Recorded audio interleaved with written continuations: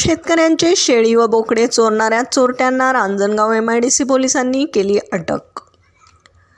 Ranjangaon MIDC police station हद्दीतील बाबुळसर खुर्द, करंजावणे, गणेगाव खालसा तसेच वाघाळे येथून शेतकऱ्यांचे शेळी व बोकड यांची मोटारसायकलवरून येणाऱ्या अज्ञात चोरट्यांनी चोरून नेल्याची घटना घडली होती। माणिक काळे यांनी दिलेल्या फिर्यादीनुसार तसेच इतर शेतकऱ्यांच्या बाबतीतही घडलेल्या घटनांनुसार याबाबत 5 गुन्हे दाखल करण्यात आले होते। पोलीस निरीक्षक महादेव वाघमोडे यांच्या आदेशाने तपास पथकातील अविनाश थोरात, दत्तात्रय शिंदे, उमेश कुतवळ, योगेश गुंड, किशोर शिवणकर यांनी आरोपींचा शोध घेतलाय।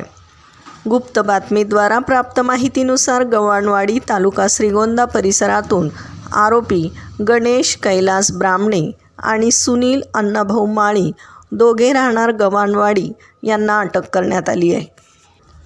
आरोपींकडून 1,15,000 रुपये किमतीचा ऐवज जप्त करण्यात आला आहे। आरोपींकडून ताब्यात घेतलेले शेळी व बोकड शेतकऱ्यांना परत मिळाल्याने त्यांनी समाधान व्यक्त केले। सदरची कामगिरी पोलीस अधीक्षक संदीप सिंह गिल्ल, अप्पर पोलीस अधीक्षक रमेश चोपडे, उपविभागीय पोलीस अधिकारी प्रशांत ढोणे यांच्या मार्गदर्शनाखाली महादेव वाघमोडे आणि तपास पथकातील अंमलदार यांनी केली आहे।